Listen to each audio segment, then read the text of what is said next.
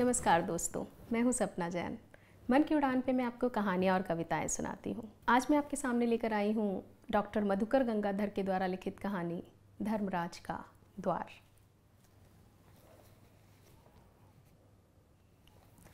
Train की सीटी उसके कानों में पड़ी तो लगा कि खौलती भाप सारे शरीर से होकर गुजर गई। ललाट पर पसीना चूहचूहा आया। उसने दांतों पर दांत रखकर आंखें भींच ली। लोहे की पटरी और पत्थर के टुकड़े जो पहले शरीर में चुभ रहे थे अब नहीं चुभते थे, जैसे चुभन बिसार बैठे। लेकिन पलकों के अंधकार में वो तुरंत ऊब गया और उसने सोचा कि शायद ट्रेन चली गई। आंखें खोल दी। कुछ ही गज के फासले पर ट्रेन इंजन से धुआं उगलती आ रही थी और ठक ठक छन ठन का महानाद उसके कानों में पड़ने लग गया। चेतना उस महास्वर से घिरने लगी।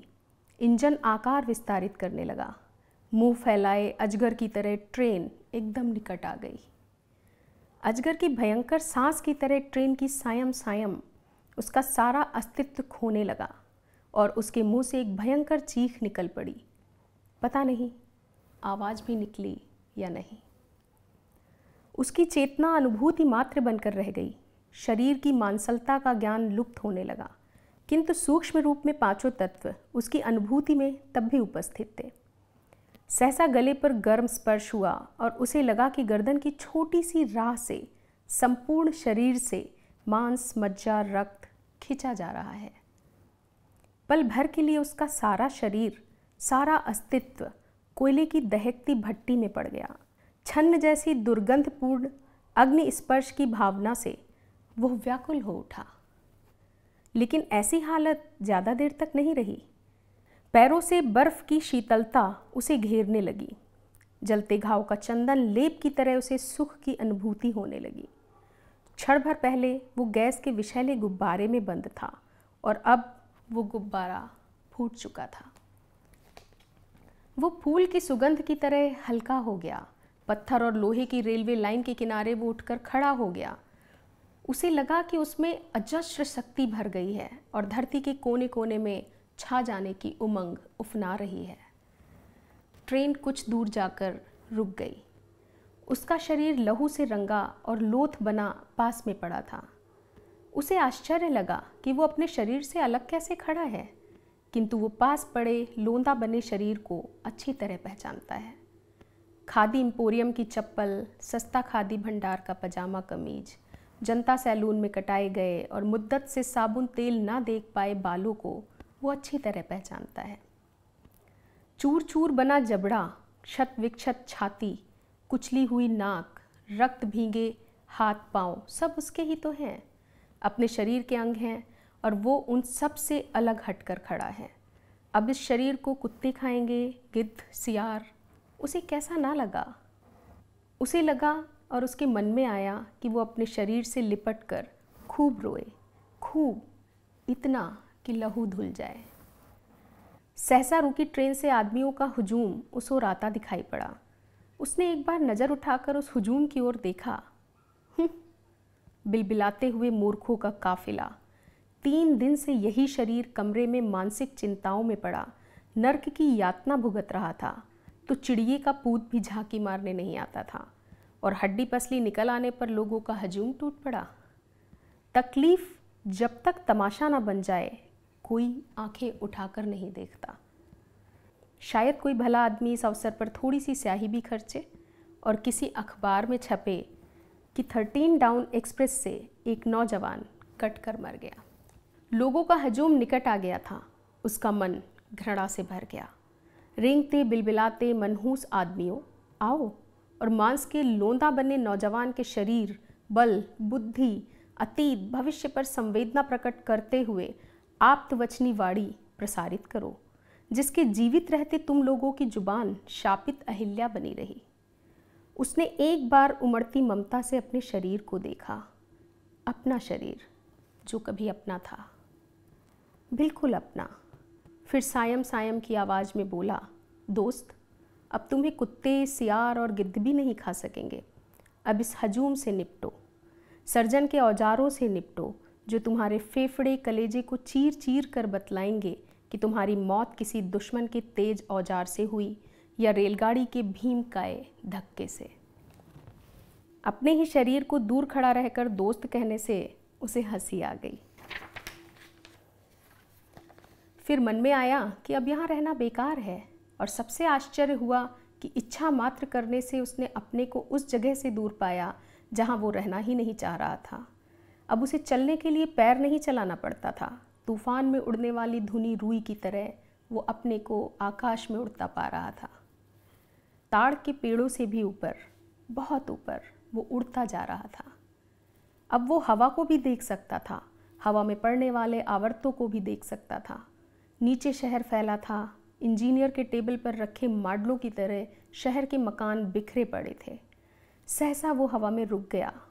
नीचे देखा, एक छत थी, एक और एक अधबनी छोटी सी कोठरी, बाकी छत पर टूटे फर्नीचर, टूटी खाट वगैरह।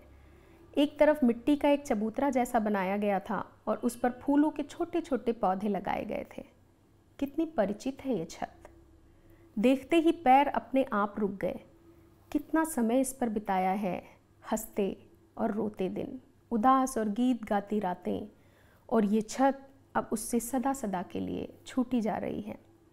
मन में आया कि जाने से पहले एक बार अपने कमरे को तो देख ले, लेकिन कमरे में आने के साथ उसका मन भिन्न आ गया। मनहूस कमरा।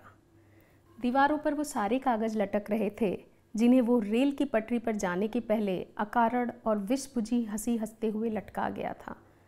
वे सारे इंटरव्यू के सूचना पत्र जिनके पीछे वो 2 वर्षों तक परेशान रहा था। वे सारे सर्टिफिकेट्स और टेस्टिमोनियल्स जिन्हें पाने के लिए उसने ज़िंदगी के 24 अनमोल वर्ष खर्च किए थे, और जिनके सहारे ये प्रमाणित किया जा सकता था कि वो कॉमर्स का एक मास्टरमाइंड है, नौजवान है, ईमानदार नागरिक है, और देश दुनिया को ज़्यादा रंगीन, ज़्यादा खूबसूरत और ज़्यादा सुखी बनाने के अनगिनत सपने पालने वाला धरती के प्रसिद्ध मनुवंश का एक होनहार सदस्य है। उसकी भवें तन गई और उसने आंखें फेर ली। इस बार आंखें एक तस्वीर पर जा लगीं। टंगी तस्वीर पर आंखें टंगी की टंगी रह गई। तस्वीर एक लड़की की थी। फूल किनारे वाली साड़ी, मटमैला ब्लाउज, लंबे लंबे बाल और खुली खुली मांग। मुंह थोड़ा चिपटा था और आंखों में जैसे सपने भरे थे। बाहें पतली हैं, गर्दन ऊंची, जैसे चौकस होकर हमेशा जमाने को देखते रहने की आदत हो उसे। तस्वीर के नीचे खल्ली से लिखा है, इंटरव्यू में मैं प्रथम आया, किंतु बड़ा बाबू को 2000 रुपये नहीं दे पाया और ये इंटरव्यू भी बेकार गया। लेकिन एकदम बेकार नहीं कहा जा सकता है। 24 वर्षों तक पुस्तकों के बीहड़ वन में अलख जगाने के बाद भी जो महाज्ञान नहीं मिल पाया, वो महज 2 वर्षों तक इंटरव्यू के नाम पर ऑफिस संतों के छिटपुट सत्संग से मिल गया। उस महाज्ञान का सत्य ये है कि बिना कुछ 1000 रुपये जमा किए मुझे नौकरी नहीं मिलेगी, और बिना नौकरी मिले मुझे कुछ 100 कुछ 1000 रुपये भी कभी नहीं मिलेंगे। इसीलिए कि बात शायद खल्ली टूट गई थी, क्योंकि एक गहरी विंदी के सिवा और कुछ नहीं लिखा था। उसकी आंखें पुनः तस्वीर पर गईं। अभी वो कहाँ होगी, क्या करती होगी? चलते समय एक बार देख लेते हैं। इच्छा मात्र होने से अपने कमरे से बाहर आ गया और हवा में उड़ चला। एक बरामदे में आकर खड़ा हुआ। दरवाज़ा बंद था। हाथ बढ़ाकर जंजीर बजानी चाहिए तो हाथों से कुछ स्पर्श ही नहीं हुआ। दरवाज़ा बंद था और हाथ आर पार जा रहा था। उसने पैर बढ़ाया और वो कमरे के भीतर था। भीतर तस्वीर वाली लड़की सोई हुई थी, बाल और कपड़े अस्त व्यस्त। सीने पर एक पुस्तक खुली पड़ी थी, शायद पढ़ते पढ़ते सो गई थी। पलकें बंद थी और होठ खुले हुए, मखमल के लाल लाल होठ। उसके मन में आया कि जगाकर वो सब कुछ उससे कह दे कि 18 महीने दिन रात चक्कर मार कर भी वो इस योग्य नहीं हो सका कि उसे साथ लाकर रख सके, और बेचारी को माँ बाप, भाई बहन, पास पड़ोस के ताने ना सुनने पड़े। कह दे कि कुछ महीनों से मुलाकात होने पर अपनी असमर्थता की याद कर वो झेपने लगा था। कह दे कि इधर 3 दिनों से पैसे का अभाव इस कदर हो गया था कि रोटियां भी नसीब नहीं हो रही थी, और बार बार अपने को कोसते हुए उसने नरक की यातना झेली थी। जब अपने पर काबू नहीं रहा तो रेल की पटरी पर सो गया जाकर। सब कुछ सुनने के बाद भी वो माफ़ कर देगी। बड़ी बड़ी गलतियां उसने माफ़ की हैं, जिंदगी भर माफ़ी तो किया है उसने। जगाने के लिए हाथ बढ़ाया किंतु हाथ नहीं बढ़े। कितनी मधुर नींद में सोई पड़ी है। शायद कोई बहुत मीठा, बहुत सुंदर, अलभ्य सपना देख रही हो। जगाकर ऐसा कठोर संवाद देना क्या अच्छा होगा। एक बार वो बीमार पड़ा था तो माँ बाप की नज़र बचाकर आती थी वो, और सिरहाने बैठकर बालों में अंगुलियाँ फेरती हुई घंटों रोया करती थी। नहीं, ऐसी खबर वो सुन नहीं सकेगी। चलने के लिए मुंह घुमाया कि लगा सोई लड़की हजार हजार आंखें खोलकर उसे देख रही है। आतुर और विस्फारित मोम जैसी गलगल जाने वाली आंखें। घूम कर देखा, आंखें दो ही थी और दोनों बंद। होठ अध खुले थे और रह रहकर कांप जाते थे, मखमल के लाल लाल होठ। वो अपने को रोक नहीं सका, जाते जाते एक बार उन होठों को चूम ले। वो झुकने को ही था कि खिड़की की तरफ से दो भयंकर दूत कमरे में घुस आए। वो सहम गया। कुछ सोच भी नहीं पाया था कि उसके हाथों में जंजीरें लग गईं। दूत ने कर्कश स्वर में कहा, चलो। चलना तो मुझे है, क्योंकि रेल की पटरी से ही मुझे ऐसी अनुभूति हो रही है कि मुझे कहीं तो ज़रूर जाना है। किंतु तुम लोग एक पल के लिए बाहर जाओ, मैं विदा तो ले लूँ। समय नहीं है।